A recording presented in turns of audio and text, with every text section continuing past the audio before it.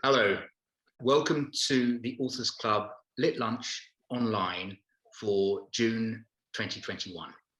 My name is Chris Schuler, and I'm very pleased to introduce this month's guest, the novelist and writer Jayne Joso. Jayne has lived and worked in Japan, China, Kenya, as well as the UK.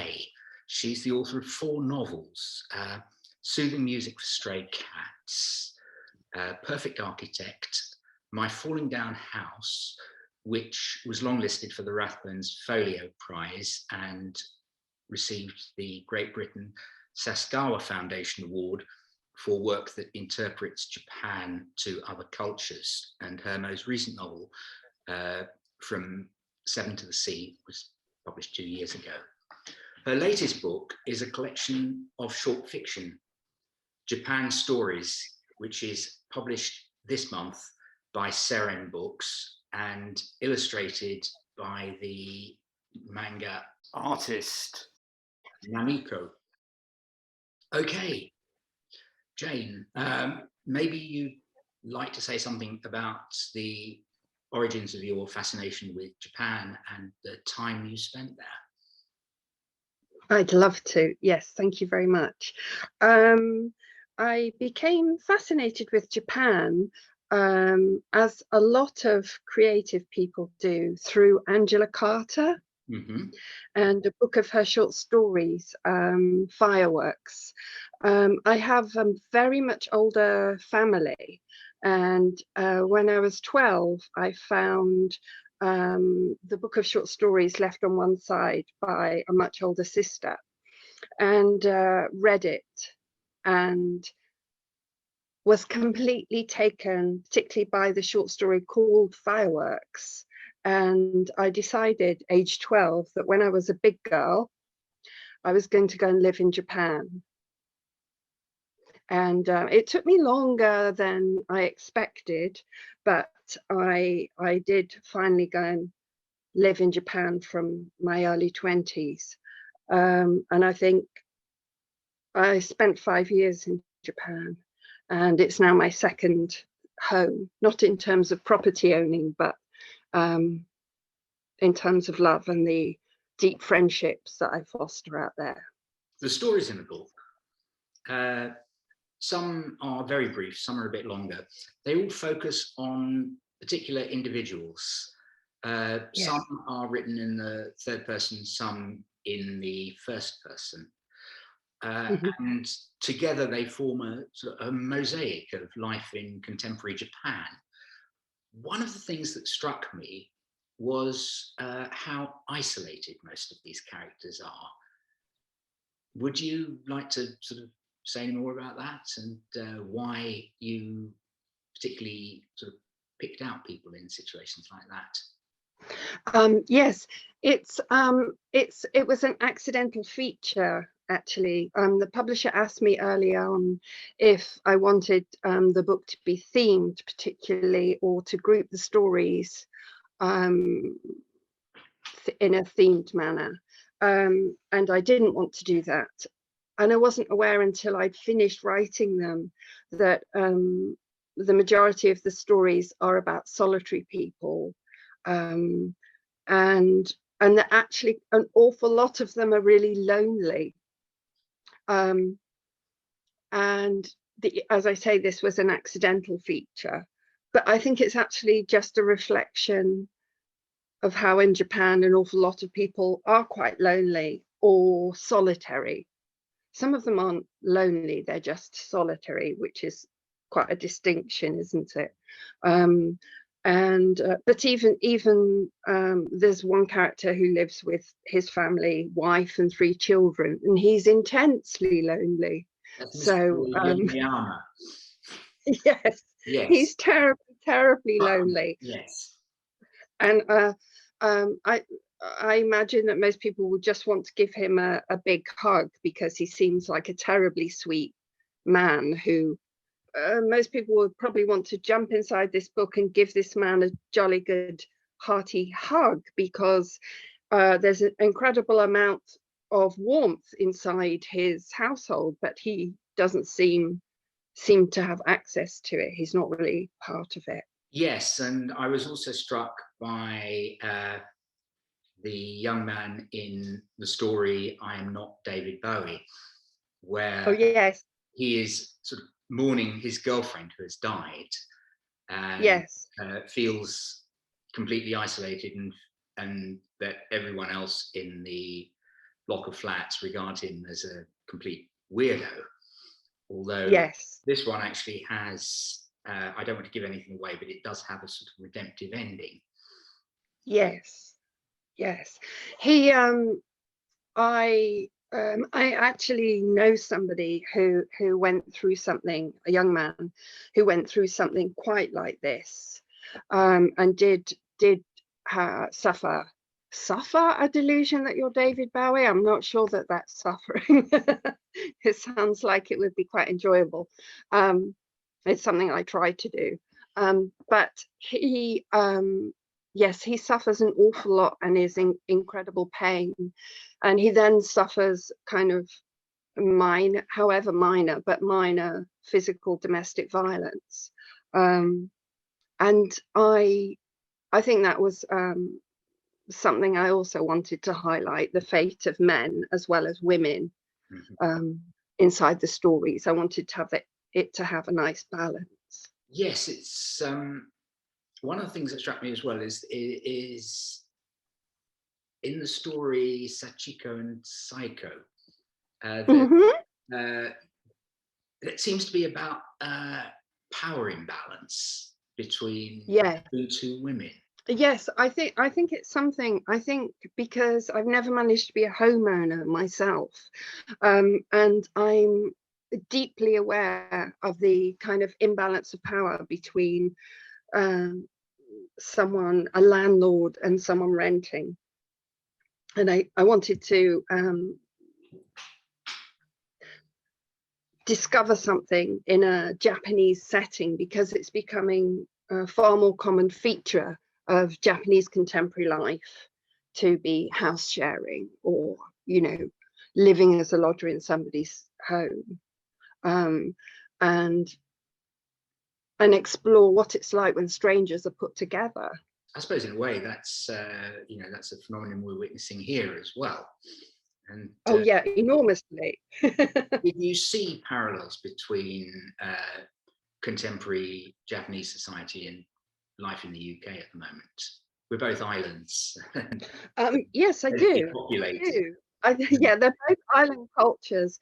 And I think, to be honest, there are an awful lot, in fact, of similarities. I think one of them, again, is the sense of isolation in modern times that a lot of people feel.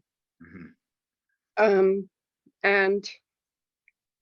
a strong sense of national identity, because we're an island nation, and that often works against us, I think, and it often works against them in Japan as well. How is your work received there? Because, obviously, you've had awards and support from Japan, so clearly. Yes, it's received warmly, but it's not actually in translation yet. So I'm kind of yet to reach a broader Japanese audience, to be honest. But I have had some feedback from Japanese readers who are fluent enough to read the books in English. And they've both been very warmly received, because I sent advance copies of this one over. And obviously them possibly my trickiest audience, because I'm walking into their culture and nosing around. Yeah, and I also noted, you mentioned Angela Carter earlier. Yes.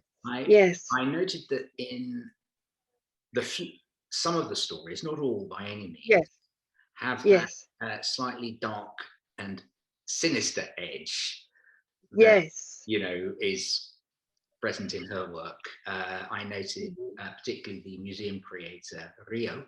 Is that the correct pronunciation? Yes, Rio. The story of Misaki. Yes, yes.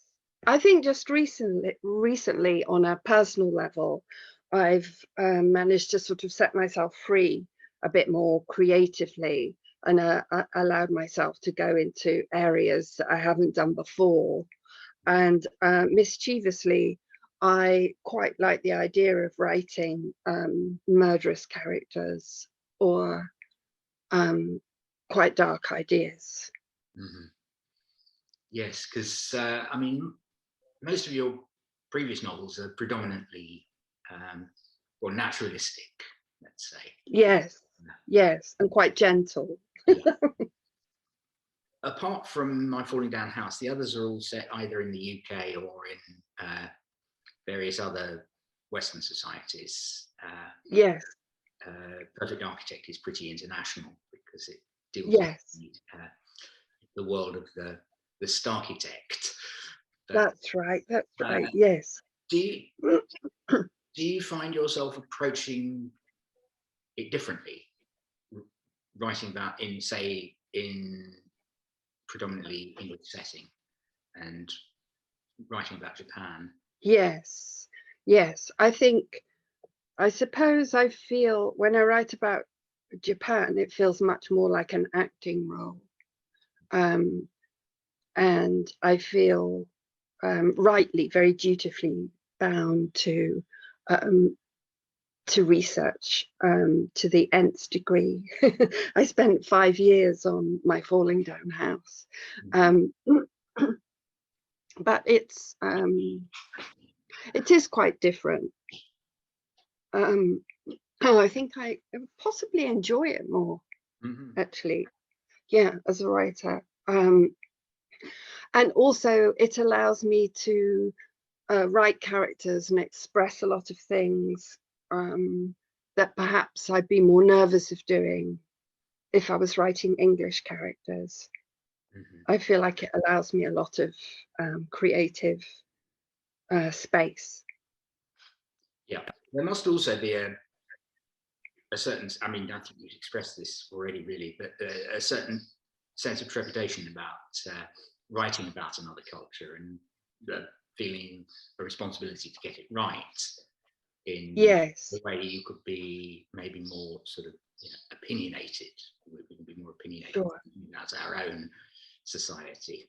I think I did with My Falling Down House. Definitely. I felt quite terrified, and it was really important to me to have it kind of checked over. I had a professor at Oxford, a Japanese professor of Japanese culture and literature, check over the text before I published. And that was quite important to me because I didn't want to offend anybody, or I didn't want to write something with mistakes. But for Japan stories, to be perfectly honest, I just felt a huge amount of joy, and I just felt very mischievous in the writing, and I just sort of let myself free, to be honest. Yeah. Did you set out to write them as a collection, or were they stories that you wrote over a number of years before? Yeah. Sorry? I wrote them all together. Yeah. Yeah.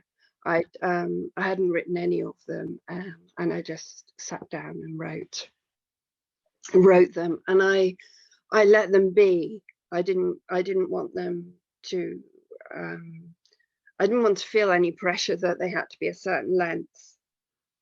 And so yeah, I just let each of them be exactly what they wanted to be, really. So if there were one line, there were one line. If there were 15 pages, so be it. And how do you approach writing short fiction as opposed to a novel? Because you have to get so much in by leaving so much out, really. Sure. Yes. Yes. I think I find short stories easier, to be honest, because I'm a natural cutter. I will edit myself to death. and if I'm not careful, you know, everything I write could end up as a haiku. So yes, I don't mind. I just really enjoyed it. I thoroughly enjoyed it. I think because I have a background in theatre, and I'm an unsuccessful playwright. I still have, you know, some of that skill set, and I think it's nice to be able to use that for something like short story writing. Yes, there's one theme I wanted to ask you about. I mean, Yes. it's central to your novel, Perfect Architect, but it's present in much that you write, including several of these stories, and that's architecture. I understand Okay. for various architectural magazines. Yes, that's right. You're very fascinated in these stories, particularly in the construction of Japanese houses with their sort of paper and wooden partitions and so forth. Yes. How did you come to be so interested in architecture? Well, I guess it's twofold, really. One, I think it was I was quite a solitary child. So my bedroom, living in a small space and wanting to be alone was quite important to me. So what I put in the room was important to me. And then when I first lived in Japan, I lived up in the mountains in the north. And I was given a huge traditional Japanese house to live in all on my own. It was massive.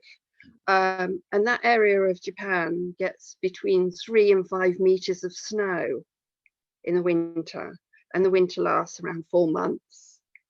So it was wooden with, you know, paper shoji dividing walls and doors, and with tatami. And it was freezing. It was so cold. And so what I endeavored to do was to create my living space out of the smallest room I could create by drawing the shoji in, and ignore the rest of the house, really. So I chose the smallest one, pulled the screens shut to create my walls, and just tried to, with my kerosene heater, try to keep this one room with some heat in it, and ignore the rest of the house. And it fascinates me that you can create massive rooms by drawing these screens back, or create small spaces by closing them down again. And then I fell in love with a German architect, and so that was like quite an education in terms of architecture. And while I was in Tokyo, I began to write sometimes about architecture, with the benefit of a bit more understanding. Yes, there is that story about the young woman who goes to live in this house, which is very similar to the one you've just described. Yes. Sawmill, and oh yes, and again it's a landlady lodger situation, but sure, yes. In this case, you have the 2 men in the other half of the building who Yes. she won't have anything to do with. Yes, and turn out to be her brothers. Yes. Yes. That's actually, that one is based on my own experience. That's actually true. And I was supposed to take on, when I moved to Tokyo, I was supposed to take on a really tiny apartment in Setagaya. And when I arrived, it was this fully concrete structure, and my little apartment genuinely felt like the shaft that you would drop a coffin down. And so I refused to rent it. I thought, I'll never sleep in here, it's so gloomy. And so until they could prepare another one, a friend put me in touch with this lady, and that formed the basis of that story. She was fascinating. And I never got over how she covered everything, literally everything, in plastic. Yes, sorry, cellophane. Yes, I enjoyed that story very much. I like the setting, the the trees, the snow, it's very vividly realised. Thank you. Yes, I was wondering if you could read us one of the shorter stories. I'd love to. Shall I read you Una? Yes, please do. Yes, that's the first one in the book, isn't it? It is, yes. It's very, very short. It's actually based on a Japanese friend of mine. I do hope she'll forgive me, but that's not her real name. Oh, that's just take a sip of by the way. That's Una, yes. Una. I was worried about my heart. I don't know why. It's strange of me. I thought I should speak with someone, maybe a mystic, my mother, or a priest, or keep it private. But then doctors, I would need them in the end. I chose a hospital. They couldn't find anything, nothing wrong, nothing at all was wrong. And so I insisted, check again, please. I was so very worried. What would I do if my heart were to fail completely? I knew it was broken and I couldn't go on. I told them that, but the tests revealed nothing, they said. Please, run all of the tests just once more. Do it, check again. Sometimes when you insist, something has to happen. Sometimes something will happen.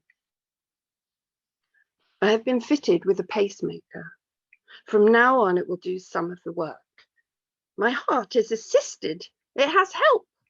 And finally, I am not alone. I do not have to rely only on flesh, only on blood. Not anymore. Part of me is mechanical, and that makes me feel much better. I needed that inside my body, an electrical device and its tiny circuitry. They continued to say it. Nothing was wrong, nothing at all. But I feel so much better. No longer am I frail. I'm not just meat and bones and blood. That was Una. Thank you so much. Thank you. Yes, Japan Stories, as I mentioned before, is published by Seren Books. I heartily recommend it. And thank you all for listening. Until next month. Thanks.